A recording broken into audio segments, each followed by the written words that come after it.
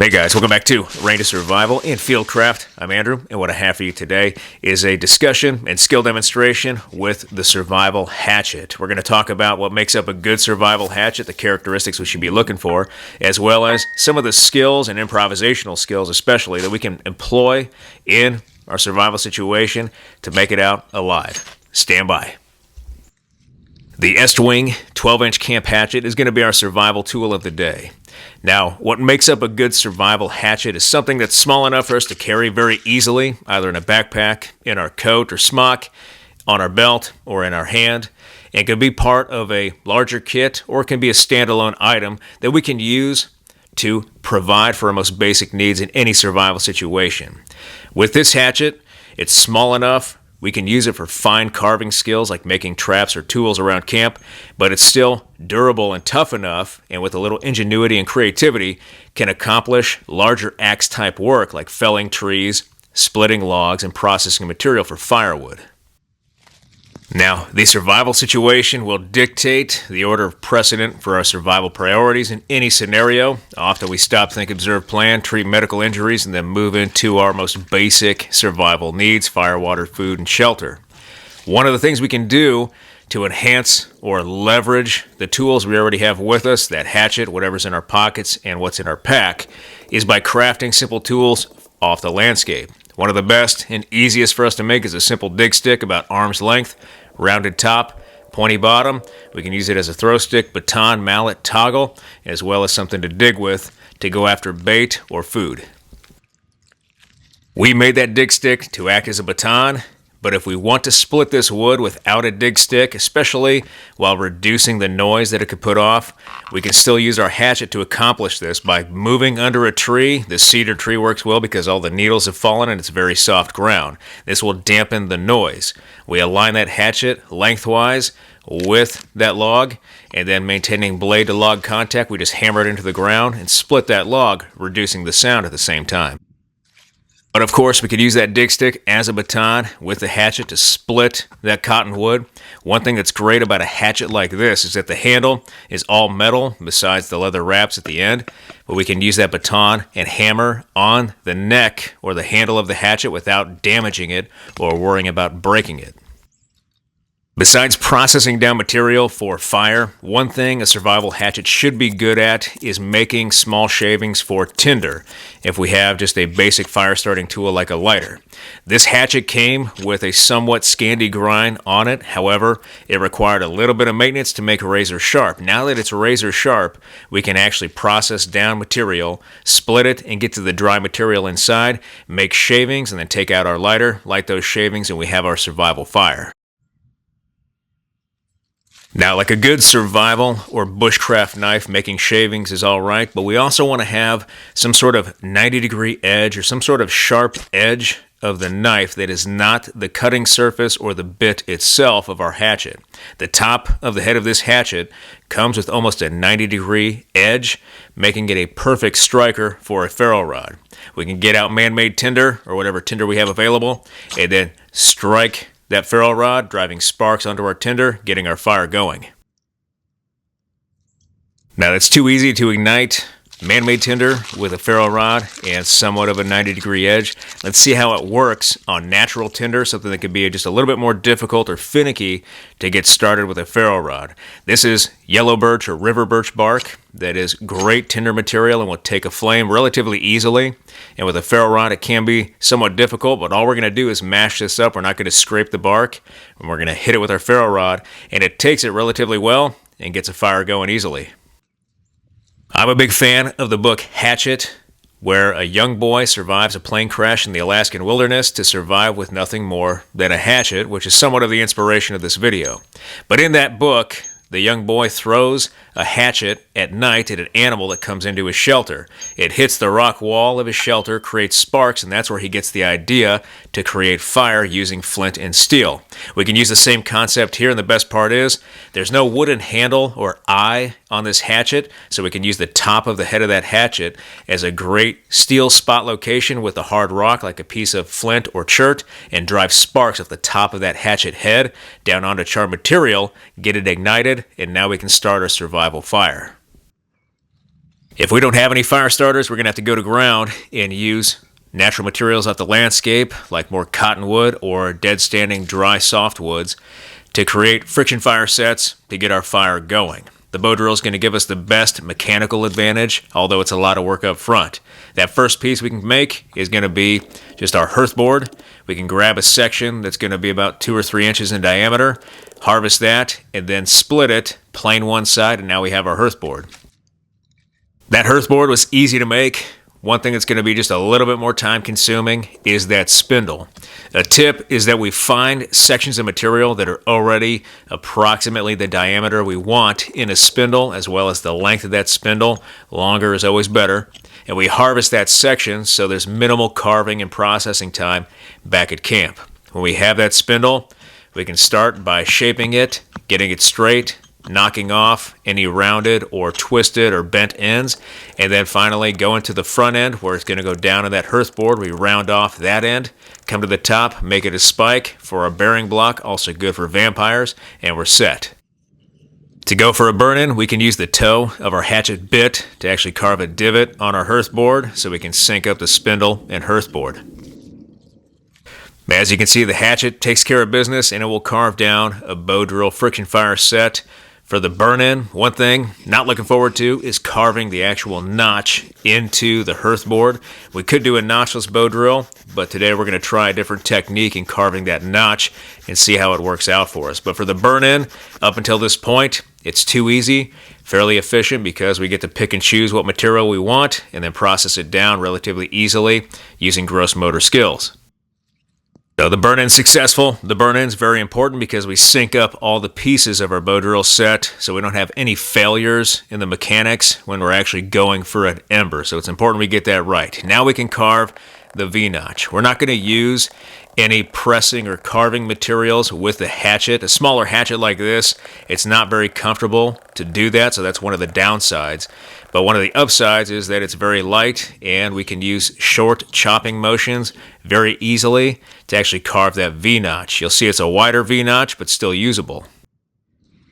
You'll see, using that hatchet and those short chopping techniques to carve out that V-notch, it's a lot wider than what we're typically used to, but that's okay. We're going to let it ride.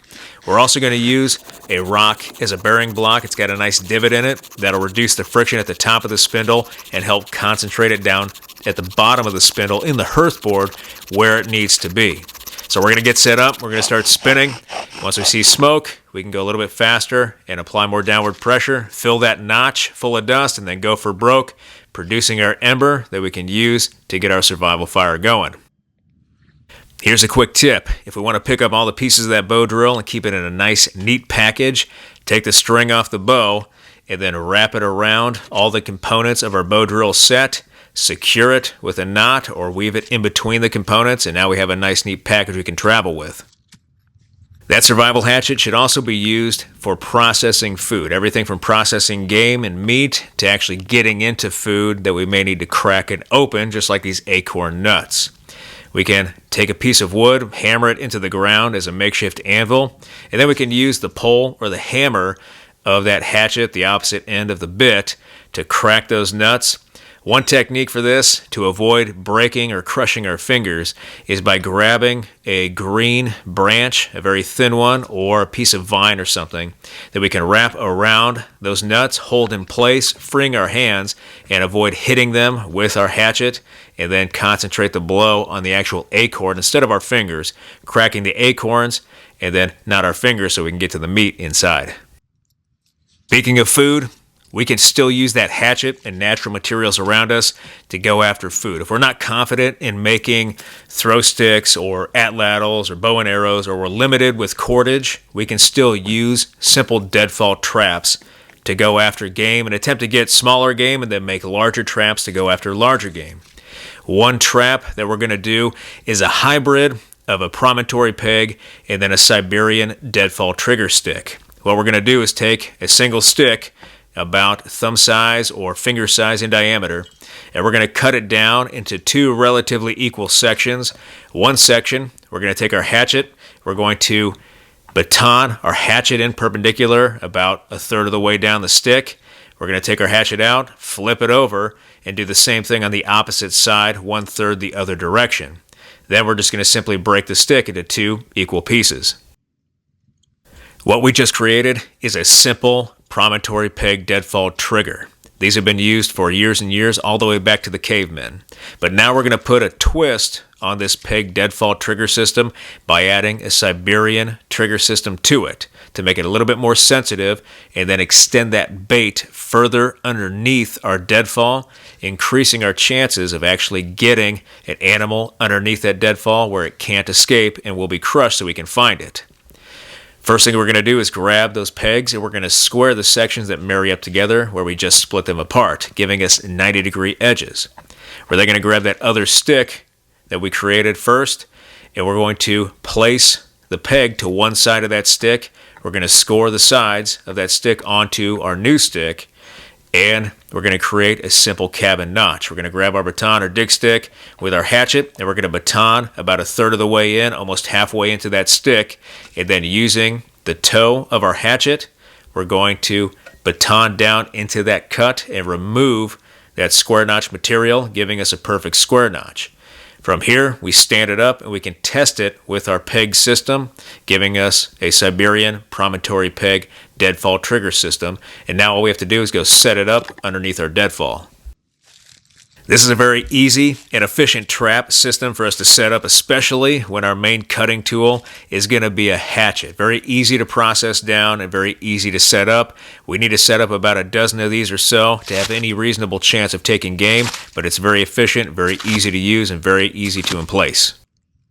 Now, besides cracking into nuts that we foraged or carving deadfall trigger system to go after smaller game, we can make handheld weapons like spears with our hatchet. Very simple technique, but we're going to add another twist or improvisational technique to help us get a hardened spear point tip.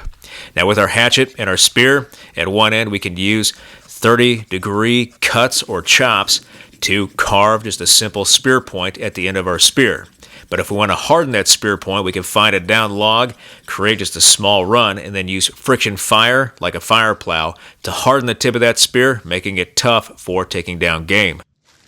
With our survival hatchet, we could cut down a lot of trees and make a very intricate and tight shelter. However, in a real survival situation, we should probably go with what's already made and just needs a little bit of home improvement. I know that crushes souls, but this is probably the right answer. To save on calories, to save on hydration, and to protect ourselves from accidents using the hatchet, as well as from impending doom from deadfall, taking down large trees to try to make some sort of cabin. Finding this parabola of leaned over, bent over saplings in the woods, we can simply take all the debris that's around it, because it creates a natural dome shape, throw the debris over top, and then climb inside on a debris bed, and now we have our shelter that's going to keep us warm, dry, and safe from the elements. Here's a good bushcraft ropes and rigging technique on how to suspend a hatchet or an axe with some cordage, whether we need to lower it down the mountainside or bring it up, or we're up in a tree and we happen to be cutting down different material. This is a great technique to know. What we're going to do is use mule tape, 1,150-pound tensile strength, and on one end of that mule tape we're going to create a jam knot or an arbor knot. We're going to take the loop of that knot and we're going to fold it down over top and wrap those loops now around to each other, creating a simple lark's head. That lark's head is going to go over the face of our hatchet, and the running end is going to come out the same direction as our handle. We pull that knot tight, and then now with the running end near our handle, we're going to grab that section, create one twist or a half hitch, place it over the handle, and now we have our hatchet suspended. Instead of a half hitch, to make that line more secure, we could use a clove hitch or a middle of the rope clove hitch for a technique I'm about to show you. With that same mule tape attached to the head of our hatchet running down the length of our handle, we just make 2 loops this time, ensuring that the running end is on the opposite side of the loop each time, and then simply cross over the first loop on top of the bottom loop, put it over the hatchet handle, and then pull it tight, and now we have a clove hitch on our hatchet handle. This is an old school military technique, using a grappling hook with line to defeat a line wire obstacle. We throw the grappling hook and line over the wire, pull it back, the grappling hook grabs the wire, pulls it back to our position, we cut the wire with wire cutters, and now we've breached that obstacle. We can do the same thing here with the mule tape and the hatchet, And this is even applicable, I think, in survival, because we could use the same technique to set in possibly a gill net over a body of water.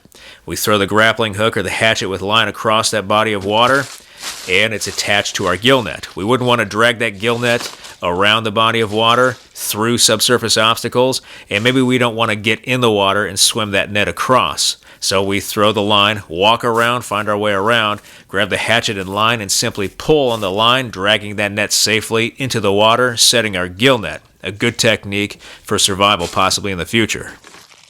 Alright guys, down and dirty video today on Hatchet survival skills, some out-of-the-box thinking, some strategy, a bit of discussion, characteristics of a survival hatchet, and things that we could possibly employ in a survival situation. I really hope you liked this video. If you did like this video, hit that like button, hit that subscribe button, leave me a comment in the comment section. I always appreciate your feedback. I want to thank you guys for everything you do for me, for this channel, for your likes, your views, your subscriptions, your comments, your feedback, and your shares, and I'll be back with another video as soon as I can, guys. Thanks.